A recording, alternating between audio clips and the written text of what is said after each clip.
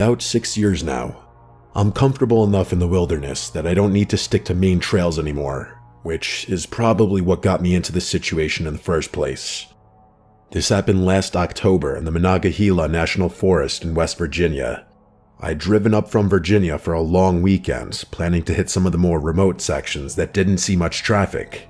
The weather was perfect, mid-50s if I had to guess. Overcast, but not rainy. I was looking forward to some real solitude. I was maybe 4 hours into the hike when I reached what I can only describe as a gorge. It wasn't some massive canyon or anything, but it was deep enough, probably 30 or 40 feet down to a rocky bottom with a small creek running through it. Not a guaranteed death if you fell, but you'd definitely break something, and the walls looked impossible to climb with all that loose shale and overhang. There was this massive fallen oak wedged between both sides at a slight angle. It was pretty thick. The bark was worn smooth from weather and probably other hikers using it as a bridge. I inspected it for a few minutes to make sure it was sturdy, then decided it looked solid enough for me. I took my time getting across, trying to maintain focus.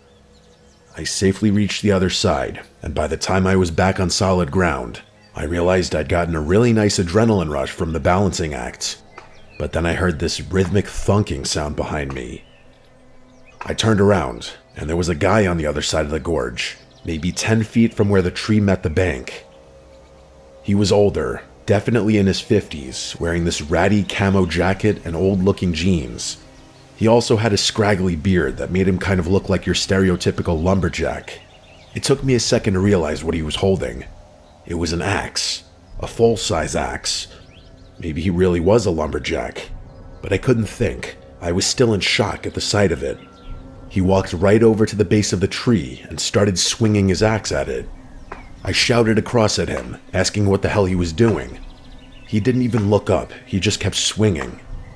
To my horror, I watched as one of his swings landed a little deeper than the others.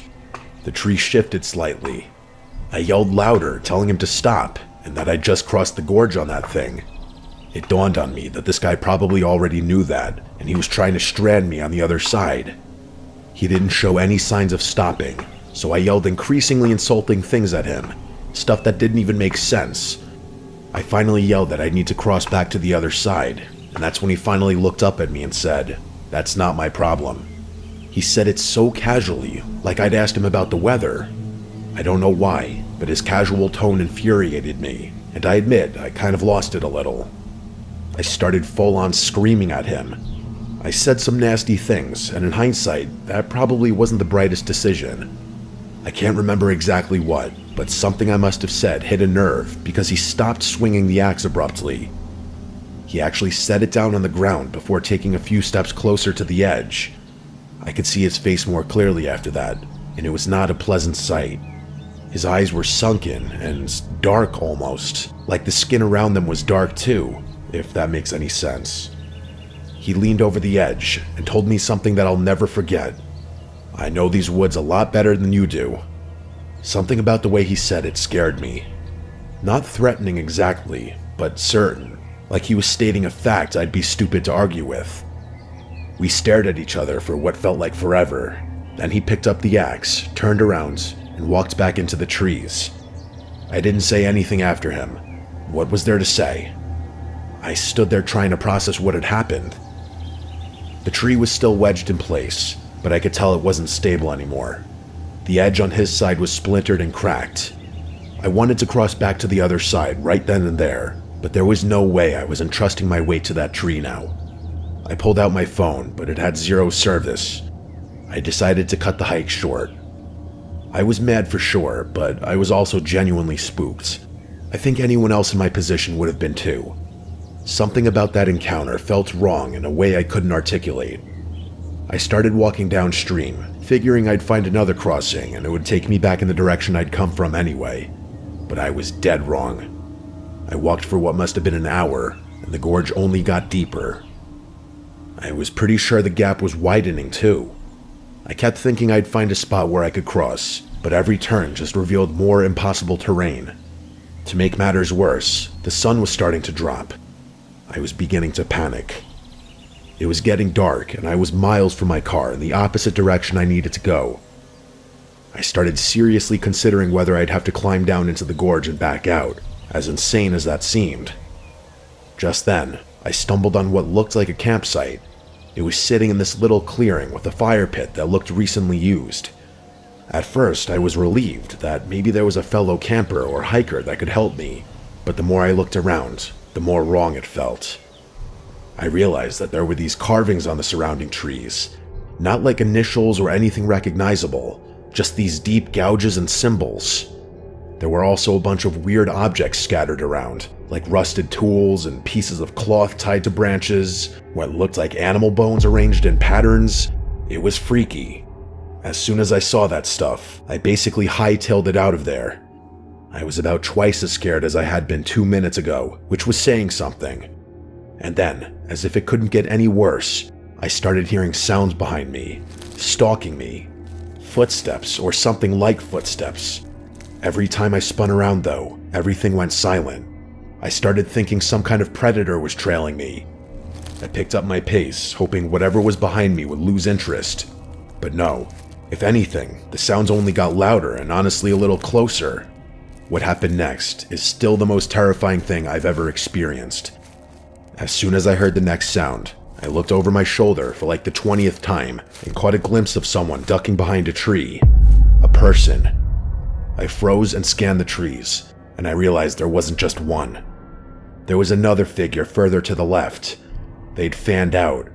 I was being herded. I don't know what made me realize they'd given up on hiding, but suddenly I could hear them moving more openly. I saw what looked like a pipe or a club in one of their hands, and that was it. I just started running, knowing I couldn't play dumb for much longer.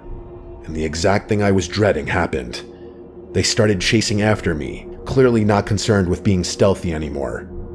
I can't explain how scary it was. I didn't even know what they wanted. I was in the middle of the woods, lost, and the sun had almost set. I felt like I was in a life or death situation, which is probably how I was able to run so fast for so long. I ran faster than I knew I could, and definitely faster than I'd ever run before. One of the people behind me started screaming. Not words, just screams, like war cry type screams. The stuff of nightmares, and I mean that. I kept running. The gorge was still on my left, and just when I felt myself slowing down out of exhaustion, I saw another fallen tree. It was much smaller than the first one had been, but I didn't have a choice. Without thinking, I mounted it and started making my way across. I didn't even have time to see if it was sturdy. Thinking about it now, I was betting my entire life on a tree. It was so tense and I was so tired that I honestly thought I was going to slip and fall. It held up and I made it across. As soon as I made it, I turned around. There were actually 3 figures following me, and they all looked like carbon copies of that first guy who had stranded me. They were filthy, and one of them was in fact holding a pipe. I watched as the first one put his hand on the tree like he was going to cross, then he stepped back down. The 3 of them looked at me menacingly, and for some reason, I found myself unable to move again. Then one of them told me to get the f*** out of there, and that I had gotten lucky, and that was all I needed to hear. I turned and did exactly what they told me to. I kept expecting to hear them behind me, but the forest had gone eerily quiet. The darkness didn't help either, and there were a couple times when I had to fight a full-on breakdown. I must have run at an angle that eventually brought me back toward the trailhead, or maybe I just got impossibly lucky, but I did eventually find it. I reported what I could after driving back home, but I knew there was nothing anyone could or would do. It's been months now. I still hike, but it's honestly not as enjoyable anymore. I really hope I start enjoying it again, because hiking used to be my absolute favorite thing to do, and now I can't even enjoy it without thinking about that experience. It was just so freaky. That first guy with the axe especially. The way he looked at me when he said those things, as if he knew exactly what was going to happen to me. He probably did. Hell, he had probably orchestrated it all. It terrifies me to think that I might have lost my life that day in the woods.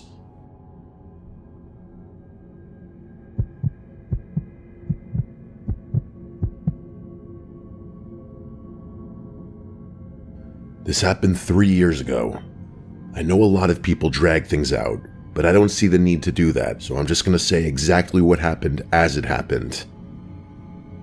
I was hiking through a remote section of forest in northern Minnesota, way off any marked trails.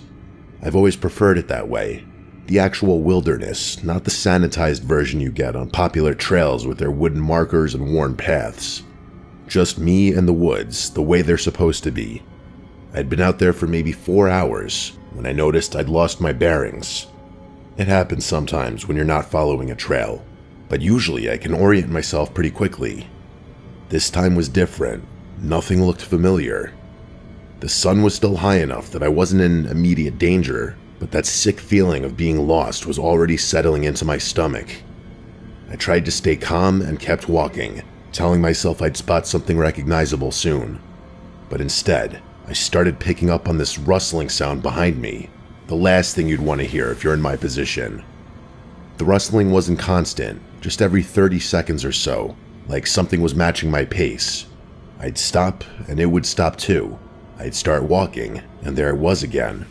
I kept telling myself it was probably a deer, but I'd hiked enough times to know that deer don't follow people like that. I kept going, but at that point, I was pretty sure I was being stalked by something.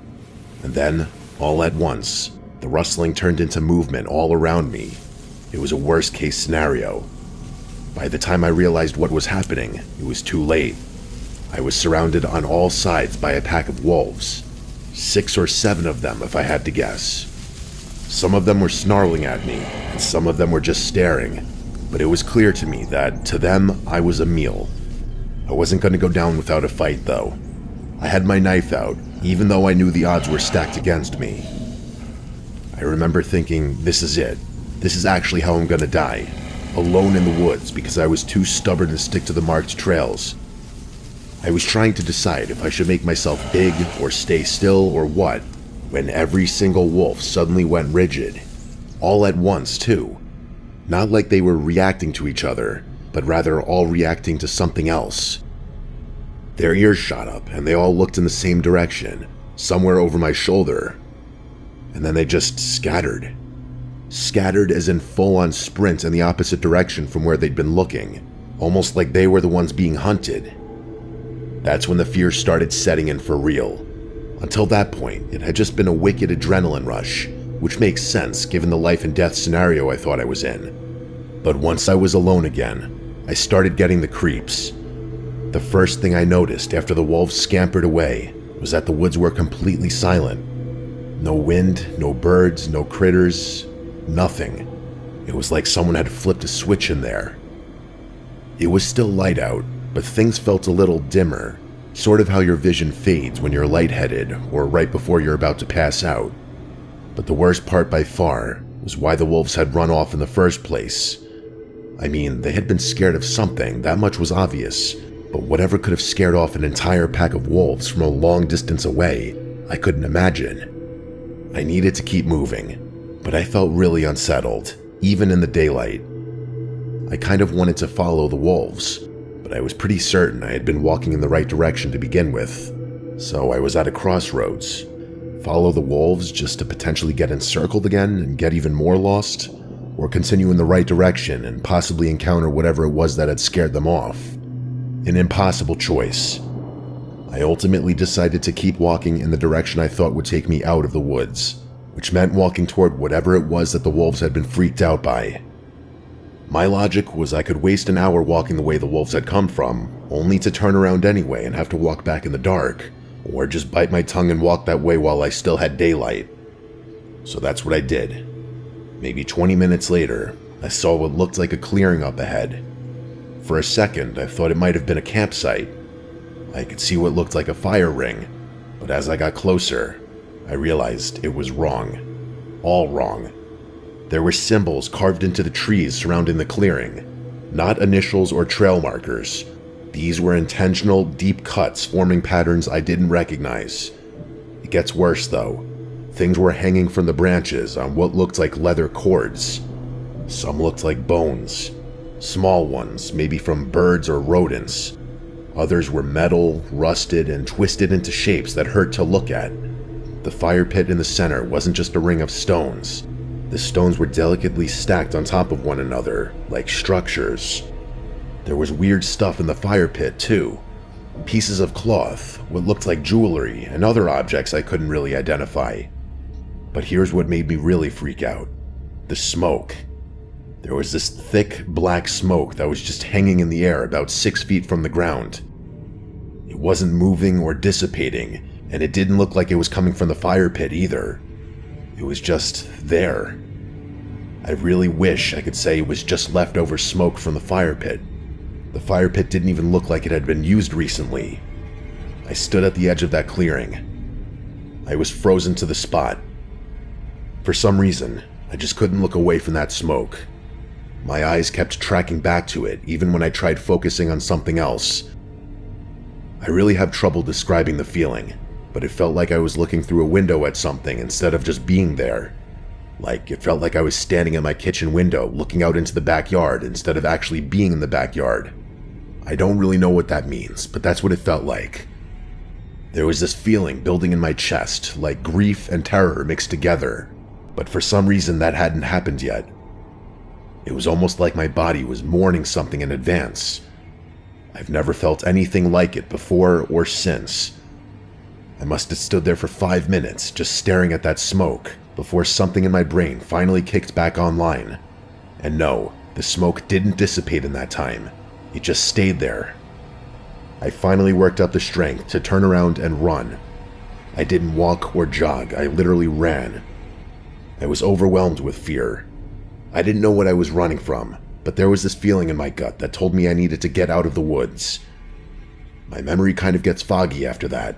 I think it's because of how scared I was. So scared that my instincts took over, but part of me thinks the reason my memory faded was somehow connected to whatever the hell was in the woods. The smoke, or the thing that caused the smoke, or something else entirely. I don't know. The next thing I remember is it being dark out, meaning I must have been in those woods for another good hour or so. I was drenched in sweat and, strangely, freezing cold at that point, but I was nearly out of the woods. I was approaching my car. I got in and drove off without another thought, and that was that. I never reported what I found. What would I even say? I couldn't find that clearing again if I tried, and that's even if I remembered things clearly, which I didn't. This will forever be one of those experiences that just doesn't have an explanation. When I told my dad about what happened, he just said that everyone has that one experience sooner or later. Well, this is mine. And the thing that I still think about from time to time is not how those wolves behaved, how that campsite looked, or even that impossible smoke that just hung in the air. It's the memory loss. From all the research I've done, scary moments get remembered better, not worse. So I have no choice but to think that everything that happened that day was connected.